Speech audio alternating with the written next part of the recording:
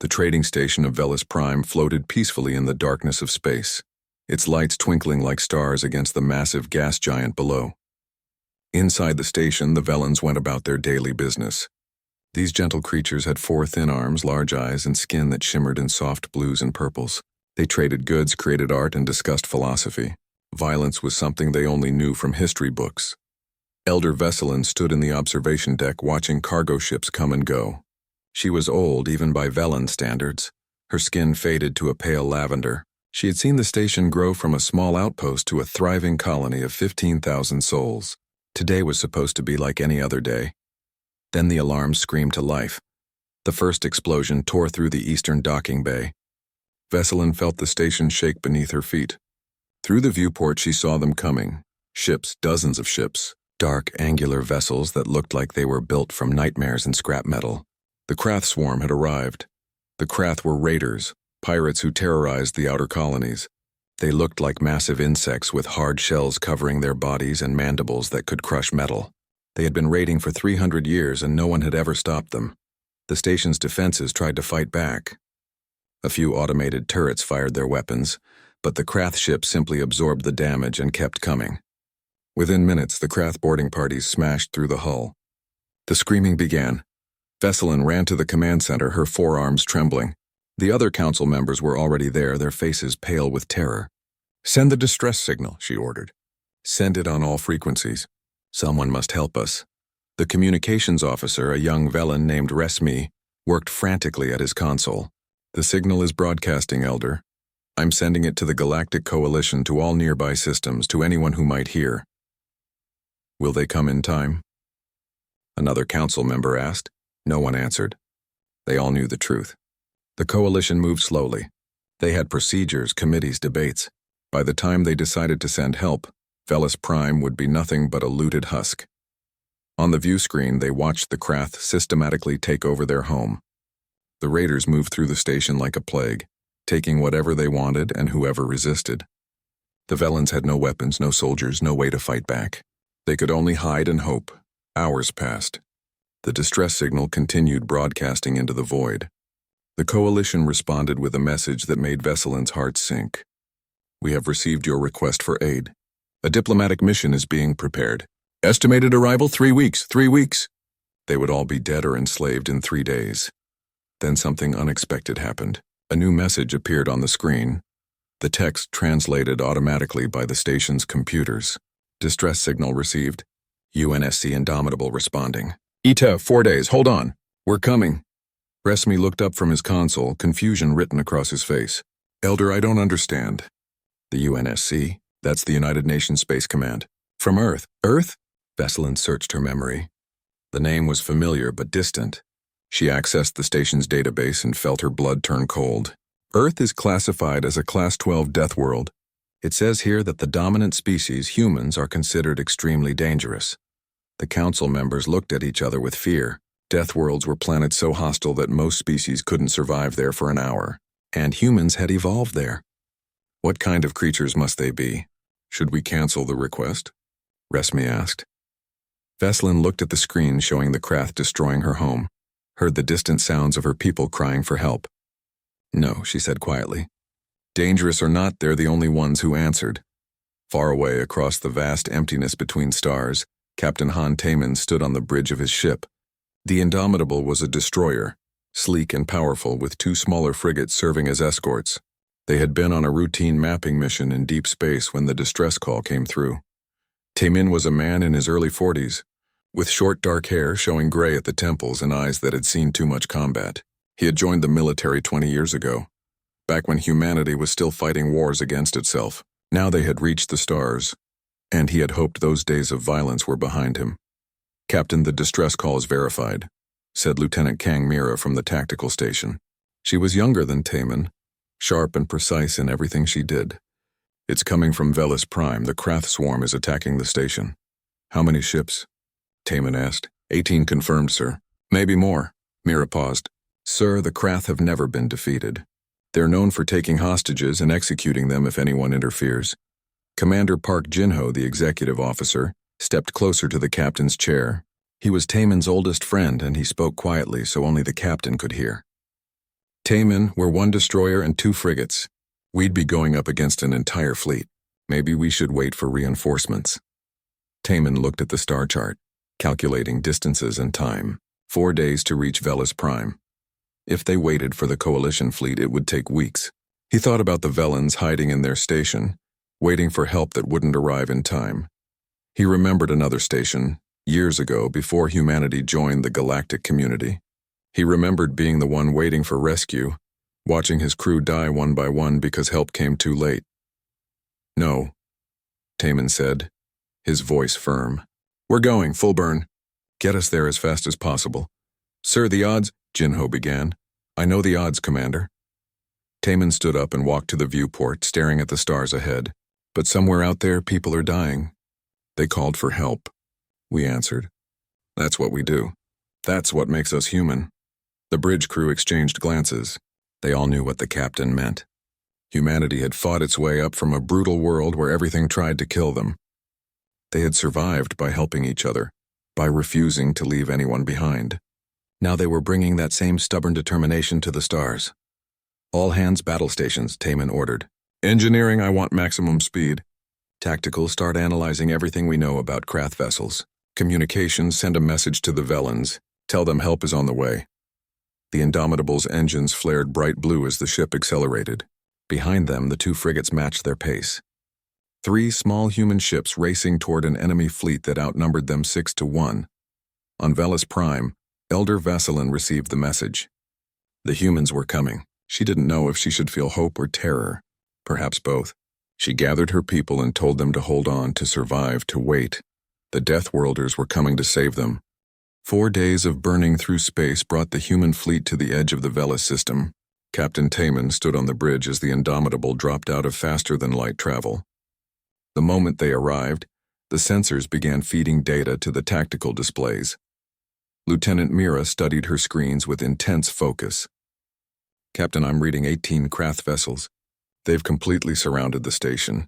The largest ship is a carrier, probably their command vessel. The rest are frigates and raiders. What about the station? Taman asked, still intact but barely. They've breached multiple sections. I'm detecting life signs, but the Krath have control of most areas. Mira looked up, her face grim. Sir, we're outnumbered 6-1. Commander Jinho stood beside the captain's chair. Standard doctrine says we should wait for coalition support. Taman shook his head slowly. How long would that take? At least 2 weeks, sir. Those people don't have 2 weeks. They don't have 2 days. Taman sat forward in his chair. All ships combat formation. Load all weapons. Let's see what we're dealing with. On the Krath carrier, War Master Thexrel lounged in his command throne. He was enormous even for a Krath, his shell decorated with scars from 100 battles. Around him, his crew worked efficiently, cataloging their stolen goods and preparing the hostages for transport to the slave markets. War Master, one of his officers, chittered. 3 unknown vessels just entered the system. Thexrel didn't even look up. Unknown? What species? No match in our database. Small ships, minimal threat. Then destroy them. Send 2 frigates. Make it quick. Thexrel went back to reviewing his inventory. Another successful raid. Another colony that learned the Krath took whatever they wanted. 2 Krath frigates broke formation and moved toward the human ships. They were confident, almost lazy in their approach. They had done this 1,000 times before. Show overwhelming force. Fire a few warning shots, watch the enemy run away. But the human ships weren't running. Taman watched as the Krath frigates approached. Mira, what's their weapons range? They're closing to 2,000 kilometers, sir. Standard intimidation pattern. She paused. Sir, they're firing warning shots across our bow. Ignore them. Continue on course to the station. The Krath frigates moved closer, their weapons now targeting the human ships directly. A message came through, translated by the ship's computer. It was simple. Leave or die. Taman didn't respond. He simply said, Mira, when they enter optimal range, light them up. The bridge crew tensed. This was it. Humanity's first real combat action in galactic space. They had no idea how their weapons would perform against alien shields and armor, but they were about to find out. The Krath frigates opened fire first. Plasma bolts streaked across space, designed to disable enemy engines and leave ships drifting helplessly. The Krath expected the humans to either dodge or take damage. Instead, the human frigate UNSC Stalwart accelerated directly toward the incoming fire. Its point defense systems came online, shooting down most of the plasma bolts before they could hit. The few that got through splashed harmlessly against the ship's armor. Then the Stalwart fired back. The railgun was a human invention, simple and brutal. It used magnetic coils to accelerate a solid slug of metal to incredible speeds. No fancy energy weapons, no complex plasma matrices, just pure kinetic force. The first slug hit the Krath frigate's shields at a significant fraction of the speed of light. The shields, designed to absorb energy weapons, had no idea how to handle solid matter moving that fast. They collapsed instantly. The second slug punched through the hull like paper, tearing through the ship from bow to stern. The Krath frigate exploded. The second Krath ship tried to maneuver away, but it was too slow. The Stalwart's sister ship, the UNSC Pathfinder, had already locked on. More railgun rounds streaked through space. The second frigate's engines went dead, then its weapons, then life support. Within 4 minutes of the first shot, both Krath frigates were floating wrecks. On the carrier, War Master Thexeral stood up from his throne, staring at the display in disbelief. What just happened? The unknown ships destroyed both frigates, War Master. Total combat time 4 minutes. Impossible. Thexeral's mandibles clicked in agitation. What kind of weapons are those? Unknown, War Master. But they're incredibly effective against our shields. For the first time in 300 years of raiding, Thexeral felt something unfamiliar. Uncertainty. These unknown ships. These humans had just done something no species had ever done before. They had hurt the Krath. Pull all ships into defensive formation around the station, Thexeral ordered. Bring the hostages to the main hangar bay. I want them visible to these humans. On Velis Prime, Elder Vesselin watched the battle on the screens. Her hands trembled as she tried to process what she had just seen. The humans had destroyed 2 Krath ships in minutes, ships that had seemed invincible just days ago.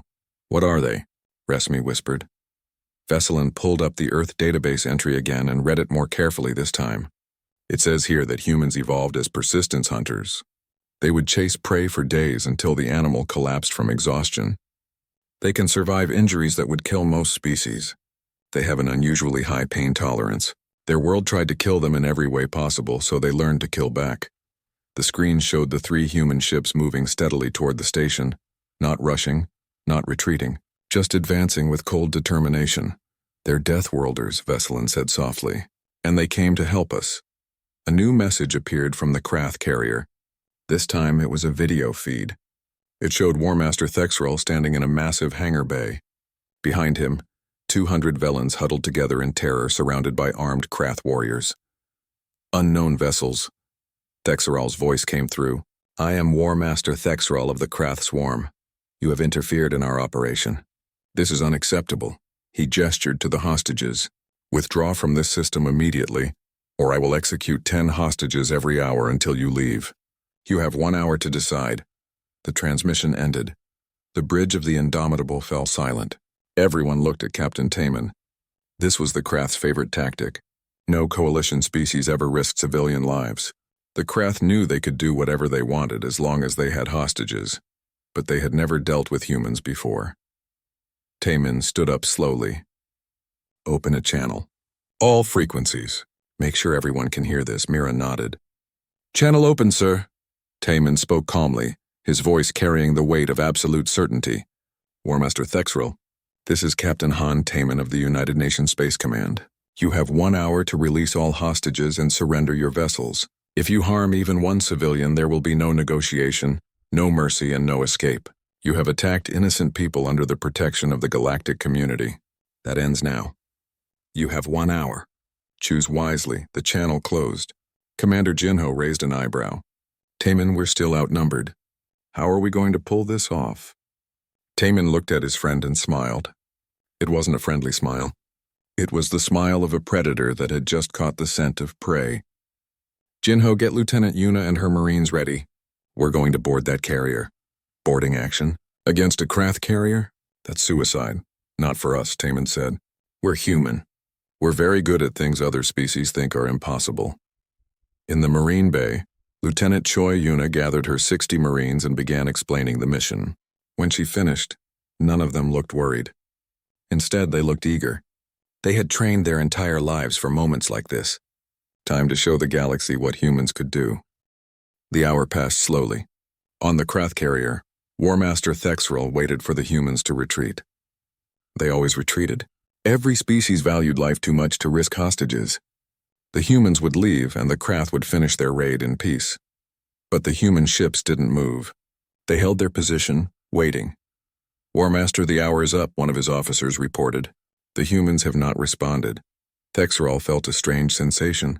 Was it possible these humans were actually going to fight, even with hostages at risk? Ready all weapons. If they advance, we execute 10 hostages immediately. On the Indomitable, Captain Taman sat in his ready room with Lieutenant Yuna. She was a compact woman with short hair and eyes that missed nothing. She had been a Marine for 12 years with combat experience on 3 continents back on Earth.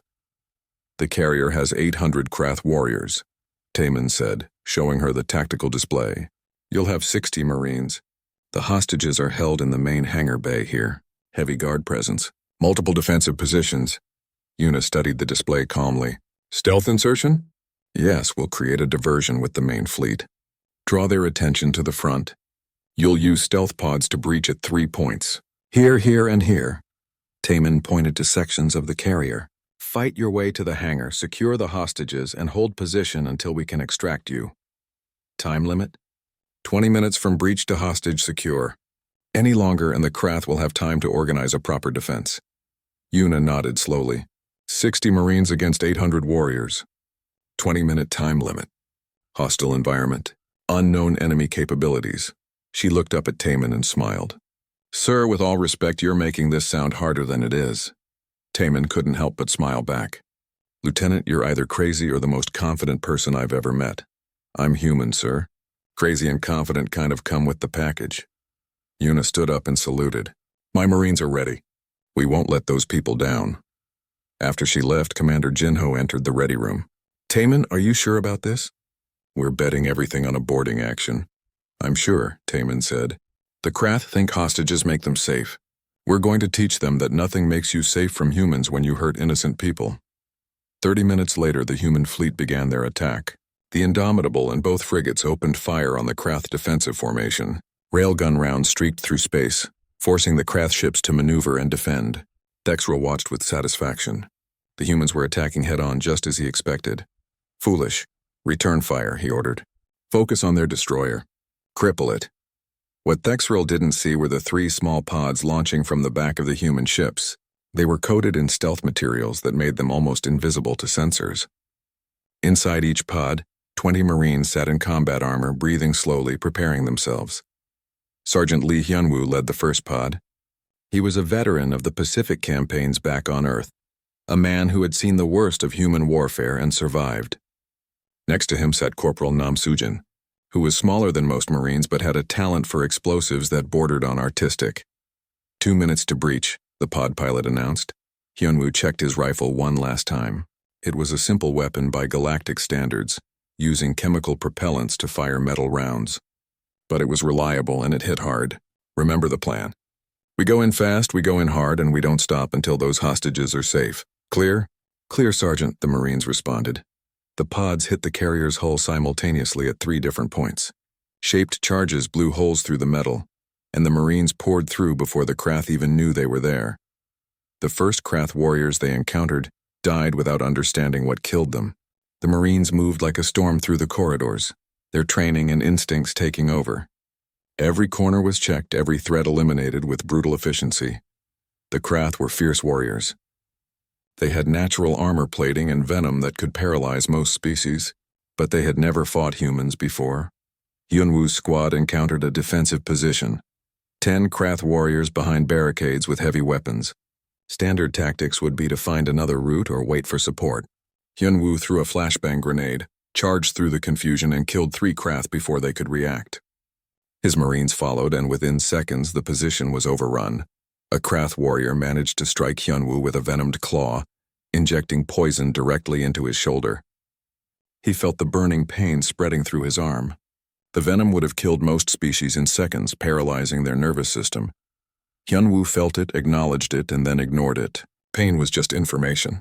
He switched his rifle to his other hand and kept fighting. He would deal with the venom later after the mission was done. Corporal Sujin's squad took a different route, encountering locked blast doors that would have taken precious minutes to cut through. She planted mining charges in a specific pattern, counted to 3 and blew the doors off their hinges. The explosion also took out 6 Krath warriors who were waiting on the other side.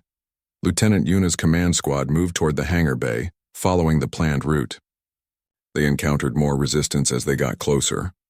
The Krath were beginning to realize what was happening, and they were responding with everything they had. A Krath warrior, larger than the others and covered in ceremonial scars, charged at Yuna with a massive blade. She dropped to one knee, let the blade pass over her head, and shot the warrior in the weak point between its armor plates. It fell, and she moved on without a second glance. On the bridge of the carrier, Thexerel finally understood what was happening. Intruders!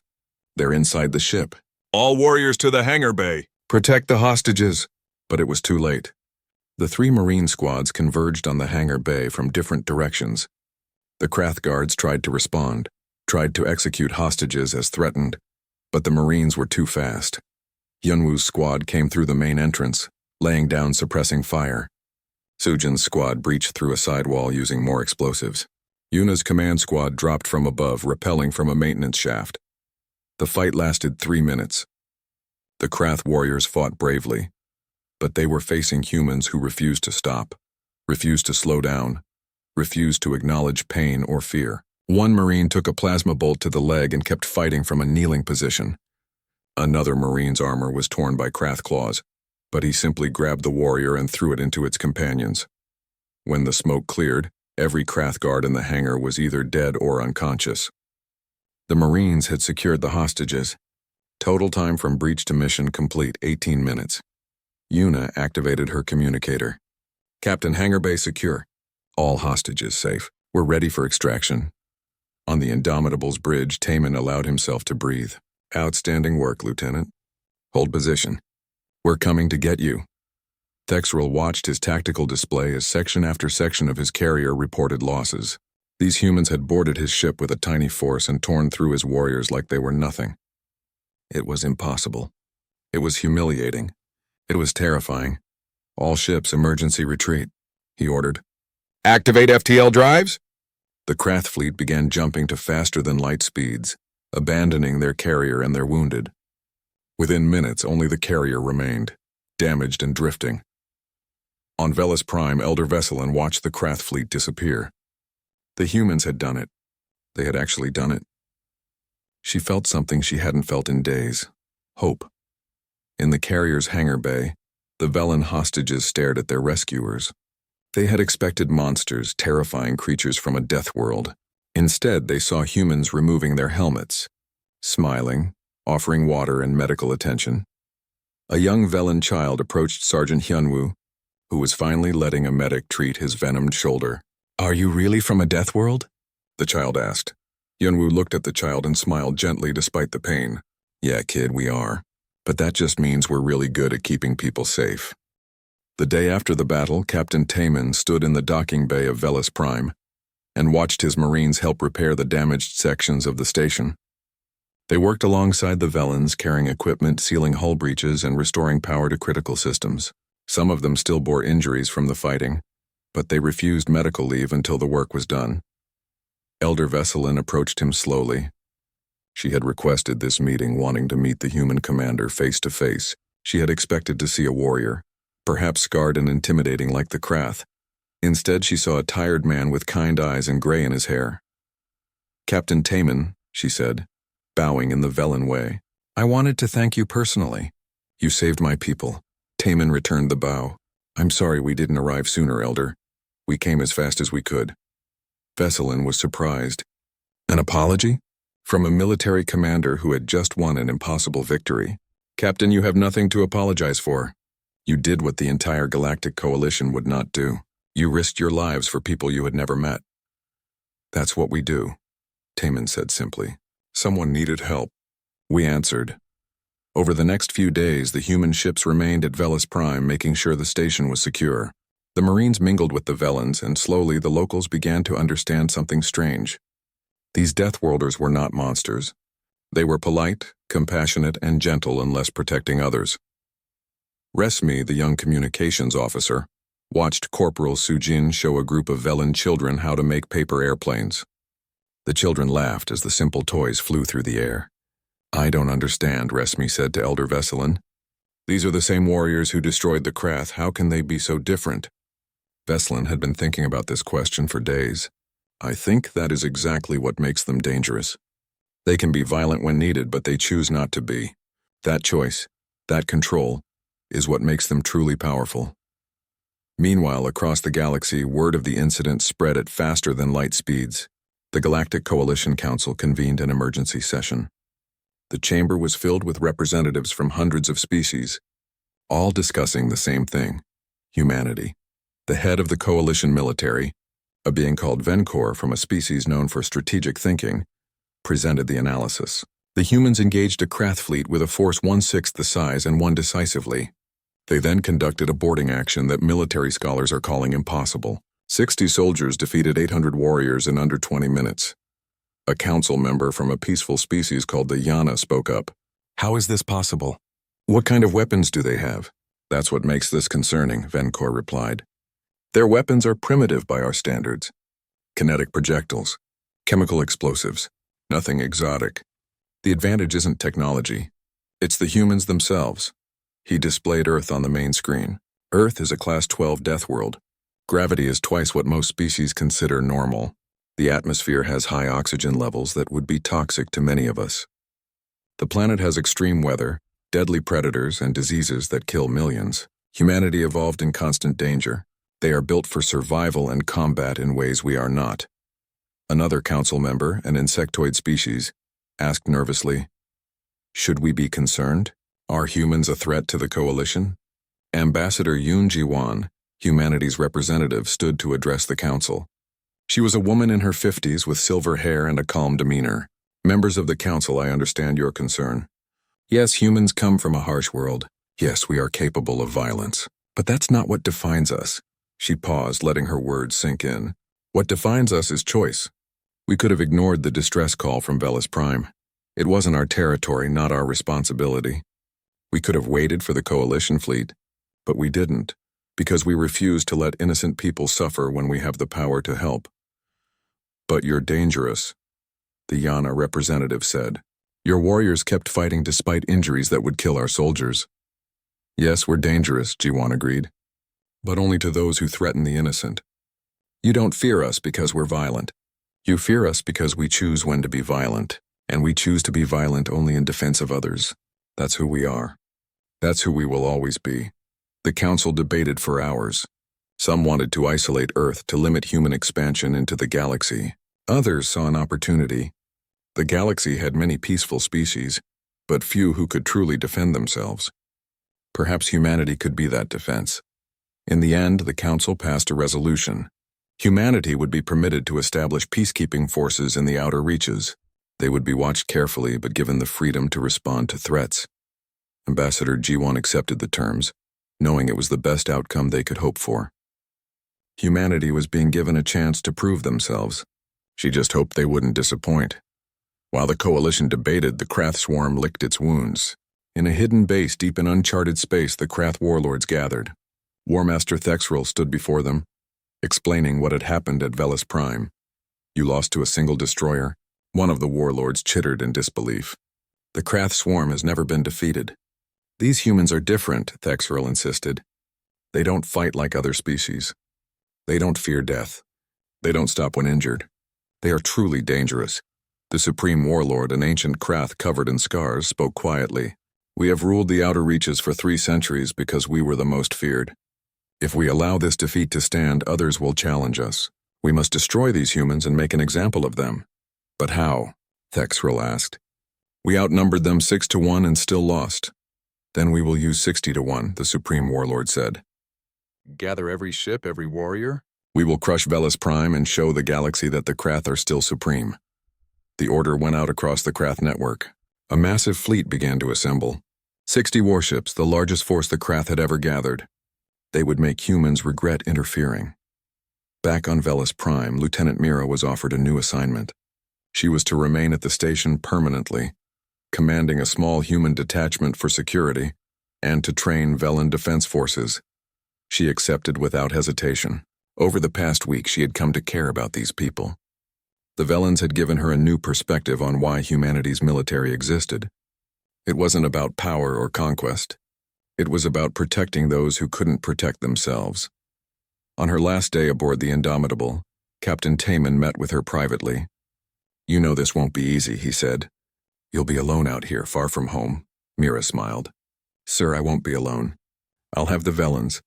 And isn't that what this is all about? We're not alone anymore. None of us are." Taman nodded, proud of his officer. "The galaxy is changing, Mira. Humanity is changing it. We're showing them that strength doesn't have to mean cruelty, that power can be used to protect instead of dominate. You're going to be a part of that change." As the Indomitable prepared to depart, Elder Vesselin made an announcement to the station. "The humans are leaving, but they are not abandoning us. Lieutenant Mira and her team will remain. More importantly, humanity has given us something we thought we had lost forever: hope. We are not helpless victims waiting for raiders to destroy us. We are survivors, protected by friends who came when no one else would." The Velens gathered in the observation decks and watched the human ships depart. They waved goodbye, many of them crying. In just a few days, these strange Deathworlders had become heroes, protectors, and friends. As the Indomitable jumped to FTL, heading back to its patrol route, Captain Taman looked at the stars and wondered what the future would bring. Humanity had taken its first real step into the galactic community. They had shown what they were capable of. Now the question was, what would the galaxy do with that knowledge? 6 months passed since the Krath attack on Velis Prime. The station had been rebuilt and was now stronger than before. Lieutenant Mira stood in the command center, reviewing the new defense systems. The Velens had learned much about security, and human engineers had helped them design better shields and weapons. But more important than the technology was the change in the Velens themselves. They no longer saw themselves as helpless victims. They had learned to stand up, to prepare, to defend their home. And they knew that if things got too dangerous, their human friends would come. Mira had made a home here. The Velens had welcomed her warmly, and she had grown close to many of them. Elder Vesselin treated her like a daughter, and the young Velens loved learning about Earth and human culture. On this particular morning, Mira was teaching a class on basic self-defense when the alarm sounded. She ran to the command center where Resmi was staring at his sensors in horror. "Lieutenant, we have incoming ships. A lot of ships." Mira looked at the display and felt her blood run cold. 60 Krath warships were dropping out of FTL at the edge of the system. It was 10 times the force that had attacked before. "Send a distress signal," Mira ordered. "All channels maximum priority. And get me Captain Taman." The message went out, screaming across space. The Krath were coming with an overwhelming force. This time they meant to finish what they started. Elder Vesselin entered the command center, her face pale. "Can we evacuate?" "Not fast enough," Mira said grimly. "They'll be here in 2 hours. We need to prepare for defense and hope help arrives in time." Far across the galaxy, aboard the UNSC Indomitable, Captain Taman received the distress call. He had been promoted to admiral in the past 6 months and now commanded a battle group of 8 destroyers and 20 frigates. Humanity's peacekeeping fleet had grown rapidly as more colonies requested their protection. "How far?" Taman asked. 3 days at maximum burn, Admiral," Commander Jinho replied. "But sir, 60 Krath warships. Even with our full battle group, we'll be outnumbered." Taman thought for a moment, then smiled. "Send a message to all human ships in the sector. Tell them Velis Prime is under attack. Tell them we're going to help our friends. Any ship that wants to join us, meet us at these coordinates." He also sent messages to the Coalition, to every species they had helped in the past 6 months, to anyone who might listen. "Velis Prime needs help. Will you answer?" The response was immediate and surprising. Coalition ships began changing course to join them. Velen cargo haulers, armed with whatever weapons they could mount, volunteered to fight. Even a few Krath defectors who had been impressed by humanity's honor offered their services. But most surprising was Earth's new ship, the UNSC Defiant. It was humanity's first dreadnought, a massive vessel designed to serve as a mobile fortress. It had just completed its trials and was ready for its first mission. The fleet gathered at the rendezvous point. Taman looked at the tactical display and felt something he hadn't expected: pride, Ships from a dozen different species all coming together to defend one small station. This was what the galaxy could be. On Velis Prime, Lieutenant Mira prepared her small force for the coming battle. She had 60 human marines and 300 Velans who had volunteered to fight. They didn't have much hope of winning, but they would make the Krath pay for every meter of the station. The Krath fleet arrived, and War Master Thexral broadcast a message. Velis Prime, you have chosen to align with the humans. This was a mistake. Surrender now and we will be merciful. Resist and we will destroy everything. Mira responded calmly. War Master, you have chosen to attack innocent people. That was your mistake. We're not surrendering, and help is on the way, Thexral laughed. Help? The coalition moves too slowly. The humans are too far away. You stand alone. We'll see about that, Mira said and closed the channel. The Krath began their attack, moving slowly and confidently. They had overwhelming numbers. They would crush this station and erase the humiliation of their previous defeat. Then something appeared on their sensors. Ships. Lots of ships. Coming out of FTL right on top of them, Admiral Taman's fleet arrived in perfect formation. 8 human destroyers, 20 frigates, the massive UNSC Defiant, and dozens of coalition vessels. It wasn't enough to match the Krath in numbers, but it was enough to even the odds. All ships combat formation, Taman ordered. Show them what happens when you threaten our friends. The battle began. The Krath had expected an easy victory. Instead, they found themselves in a real fight. The human ships moved with precision, their railguns tearing through Krath vessels. The Defiant's heavy weapons destroyed a Krath cruiser with a single salvo, but it was the sight of the other species, fighting alongside humanity, that truly shocked the Krath. Velans, in cargo ships, rammed Krath frigates. Coalition vessels that had never fired weapons in anger now fought bravely. Even the Krath defectors turned their weapons on their former comrades. War Master Thexral watched his battle plan fall apart. This wasn't supposed to happen. The galaxy was supposed to fear the Krath. Species weren't supposed to unite against them. But here they were, all fighting together, inspired by human courage. His flagship was disabled by a direct hit from the Defiant. His fleet was being torn apart. For the first time in his life, Thexral knew real defeat. All ships retreat, he ordered, but only half his fleet escaped. The rest were destroyed or captured. The Krath swarm had been broken. After the battle, Admiral Taman went down to Velis Prime personally. He found Lieutenant Mira in the command center, exhausted but smiling. Elder Veselin was there too, along with Resmi and hundreds of other Velans. You came, Veselin said, her voice filled with emotion. We promised we would, Taman replied, and humans keep their promises. The next day, Taman visited the captured War Master Thexral in the brig. The Krath leader sat in silence, his confidence completely gone. You're going to execute me, Thexral said. No, Taman replied. You're going to stand trial at the Coalition. You'll face justice for your crimes. Why show mercy to an enemy? Taman sat down across from the cell. Because we remember what it's like to be afraid. We remember calling for help and wondering if anyone would come. We're not here to punish the galaxy. We're here to make sure no one ever waits for help that doesn't arrive. Thexral looked at the human with something like understanding. Your species is strange. You could conquer with your power. Instead, you protect. That's what makes us human, Taman said. We know the difference between power and strength. Power is the ability to hurt others. Strength is the ability to protect them. We choose strength every time. 5 years later, Earth's role in the galaxy had transformed completely. Humanity wasn't the strongest military power, the richest economy, or the most advanced civilization. But they had become something more important, the species others called when hope seemed lost. The phrase Deathworlders of Earth had evolved from a warning to a promise. Children across 100 worlds heard stories about the humans who came when no one else would. Pirates and raiders learned to avoid systems where human ships patrolled.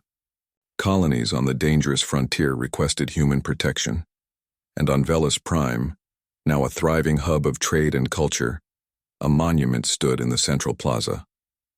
It showed Admiral Han Taman not in battle armor but in his dress uniform, hand extended in greeting. The inscription was written in 50 languages. Elder Veselin, now very old, sat on a bench near the monument. Young Velans played in the plaza, safe and happy, not knowing the fear their elders once felt. A human marine walked past and the children waved at her. She waved back, smiling. Veselin thought about that day 6 years ago when the distress signal went out. She had been terrified, certain they would die. Then the humans had answered. 3 small ships against an impossible enemy. They had waited for aid, and the Deathworlders of Earth had stood before them, not as conquerors, not as saviors expecting gratitude, but as friends who refused to let others suffer alone. Humanity's greatest weapon was never their capacity for violence. It was their refusal to look away when someone needed help. It was their belief that every life mattered, human or alien. It was their understanding that true strength came from protecting the weak, not exploiting them. The galaxy had been waiting for someone to show them that power could be gentle, that warriors could be kind, that the strong could serve instead of dominate.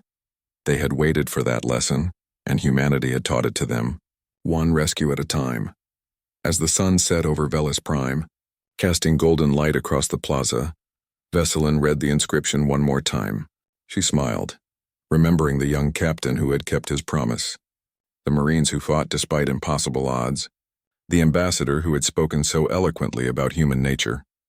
The monument stood as a reminder and a promise. As long as humans existed in the galaxy, no one would have to face darkness alone. Someone would answer the call. Someone would come. The Deathworlders of Earth would always stand guard, watching over those who needed protection, ready to fight when necessary, but always choosing peace when possible. And that made all the difference in the galaxy.